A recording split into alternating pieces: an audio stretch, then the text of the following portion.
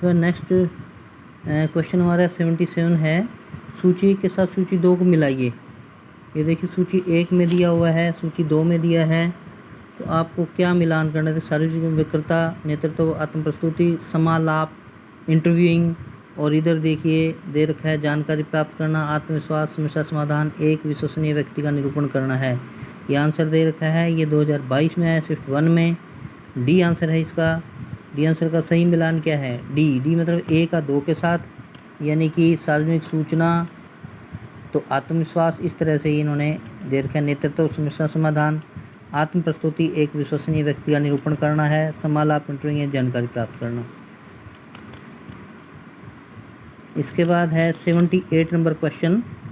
नीचे 2 कथन दिए गए हैं, वही निहित अभिप्रेरित विद्यार्थियों पुरस्कार तथा प्रशंसा से संचालित होते हैं, और दूसरा दिया अंतर्भूत अभिप्रेरित विद्यार्थी ऐसे किसी विषय में संलग्न रहते हैं जो उन्हें व्यक्तिगत संतुष्टि प्रदान करता है। उपरोक्त कथन के संदर्भ में आलोक में नीचे दिए गए विकल्पों में से सही कथन उत्तर का चयन करें। तो सही उत्तर है ए। कथन 1 और 2 दोनों सत्य हैं। दोबारा से पढ़ लीजिए कथनों को। वही निहित अभिप्रेरित विद्यार्थी पुरस्कार और प्रशंसा से संचालित होते हैं, बिल्कुल सही बात है। और दूसरा कथन है अंतर्भूत अभिप्रेरित विद्यार्थी ऐसे किसी विषय से संलग्न रहते हैं जो उन्हें व्यक्तिगत संतुष्टि प्रदान करता है। अच्छे से पढ़िए, थोड़ा क्लियर सही होगा इसमें। इसके बाद नेक्स्ट क्वेश्चन हम लेते हैं 79 क्वेश्चन है आपका कि सूची 1 का सूची 2 के साथ मिलान। ये है पहली सूची में व्यवहारात्मक मॉडल और दूसरी में है पुनर्विकासकर्ता या विकासकर्ता। तो देखिए ए बी सी डी और उधर देखिए 1 2 3 4, ये हम इसको आगे देखते हैं। देख लीजिए इसको एक बार, पढ़ सकते हैं आराम से। इसके बाद इसकी सूची में मिलान देखिए कौन कौन सा है। प्रवीणता अधिगम यानी कि बेंजामिन ब्लूम, जेम्स ब्लॉक। अनुरूपण मेरी स्मिथ। सामाजिक अधिगम अल्बर्ट बंडूरा। और स्थित कार्यक्रम सूची बी एस स्किनर। ये आपके इसके साथ मिलान में आ जाते हैं। ये भी 2022, 23, 21, 23 में आया हुआ है। 18वां क्वेश्चन है, निम्नलिखित में से कौन अधिगम की विशेषता नहीं है? कौन सी है? 4 पॉइंट दे रखे हैं। अधिगम विशेषता कौन सी नहीं है? डी नहीं है। अधिगम सही दिशा में आवश्यक रूप से विकास को अंतर्निहित करता है। ये एक्सप्लेन किया हुआ देखिए कि अधिगम एक निरंतर चलने वाली सार्वभौमिक प्रक्रिया है। अधिगम का सीखना अथवा व्यवहार में परिवर्तन से है। अधिगम एक मानसिक क्रिया भी है जिसे व्यक्ति जानबूझकर अपनाता है जिससे अपने लक्ष्य को सफलतापूर्वक प्राप्त कर सके। अधिगम की विशेषताएं निम्न है। ये एक्सप्लेनेशन बहुत इंपॉर्टेंट हैं, इनको आप पढ़ेंगे ना थोड़ा सा और ज़्यादा क्लैरिटी होती है कंसेप्ट की। एक तो वैसे ही क्वेश्चन का आंसर दे दें, एक इनसे जो एक्सप्लेन किया हुआ है ये बहुत क्लियर करेगा आपको कंसेप्ट को। और आगे जो कई बार क्वेश्चन ना घुमा फिरा कर पूछ लेते हैं उसमें भी आपकी हेल्प करेगा इसके लिए ये। नेक्स्ट क्वेश्चन आता है 81 नंबर। 81 पे हम देखते हैं कि नीचे 2 सेट दिए गए हैं। सेट 1 में अधिगमकर्ता की विशेषताओं का प्रकार दिया गया है और सेट 2 में उनकी व्याख्या दी गई। तो दोनों सेटों का सुमेलन यानी मैच करना है। देखिए सेट 1 में क्या है, सेट 2 में क्या है। अकादमिक विशेषताएं और सामान्य सामाजिक विशेषताएं ये दिया हुआ है। ये दोनों, ये 2 नेक्स्ट पेज पर हैं, वो भी हम करते हैं।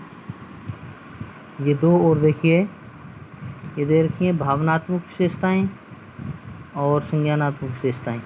देखिए ये इसका आंसर हमारे सी है। सी मतलब ए का 2 के साथ और बी का 3 के साथ, सी का 4 के साथ, डी का 1 के साथ।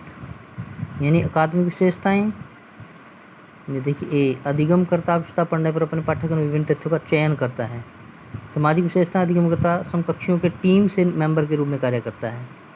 भावनात्मक विशेषताएं अधिगमकर्ता अपनी कक्षा के सदस्यों की पसंद और नापसंद दृष्टि से व्यक्तिगत मतभेदों को सम्मान देना शुरू कर देता है। और संज्ञानात्मक विशेषताएं होती हैं अधिगमकर्ता संबंधित संदेशों का सही रूप में संकेतन और विसंकेतन करता है। इसके बाद नेक्स्ट क्वेश्चन है 82।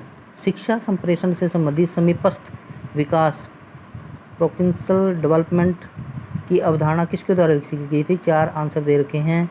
तो इसका आंसर है सी, किसके द्वारा? लेव व्योगत्स्की। इसके बारे में नीचे दिया हुआ है, ये आप पढ़ सकते हैं, एक्सप्लेन कर रखा है, इसको ज़रूर पढ़ें क्योंकि कई बार क्वेश्चन आगे इसी में से फिर आ जाता है, घुमा फिरा कर फिर देते हैं कि ऐसा भी क्वेश्चन आ जाता है। नेक्स्ट क्वेश्चन है विद्यार्थी की कल्पना और उसकी पहल को शामिल किए जाने का महत्व इसमें से किस में है? देखिए 4 आंसर दे रखे हैं। ए में है शिक्षण की व्यष्टि विधि। देखिए एक होता है, अपने इकोनॉमिक्स के कोई स्टूडेंट है तो एक होता है स्वष्टि, एक होता है व्यष्टि, यानी माइक्रो और मैक्रो, ये व्यष्टि विधि है। 84 क्वेश्चन है, बहुविध प्रज्ञा के सिद्धांत का प्रतिपादन निम्नांकित में से किसने किया। ये 4 आंसर 2018 में आया है, 2019 में आया, 3-4 शिफ्ट में आ रखा है। इंपॉर्टेंट क्वेश्चन है, बहुविध प्रज्ञा के सिद्धांत का प्रतिपादन निम्न में से किसने किया। Sigmund Freud, Howard Gardner, Albert Einstein, Jean पियाजे।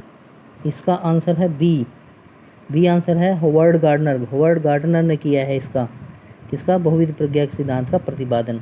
और इसी के साथ हमारी ये सेकंड वीडियो यहीं पर समाप्त होती है। प्लीज़ लाइक ज़रूर करें, अगर सब्सक्राइब नहीं करते तो लाइक तो कम से कम कर ही सकते हो आप, कि आपको पसंद आया नहीं आया ये जो मैंने पढ़ाया है, आपको करवाया है। तो यही तो मोटिवेशन है मेरे लिए। आप प्लीज़ लाइक किया करें ज़रूर, कमेंट्स भी दें। Thank you.